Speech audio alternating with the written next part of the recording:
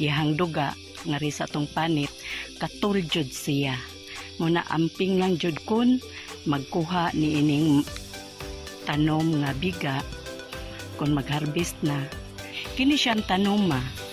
Dugay na ni kaayo dinhi sa yuta ni Nardo Inta.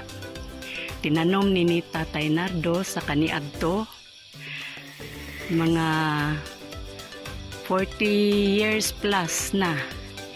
Hangtod karon kun mahinlo lang gyud ang maong lugar, maong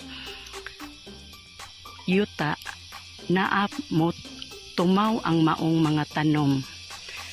No, dili kayo siya galmonon, basta mahinlo lang ang iyang palibot, mutunga judayin sila.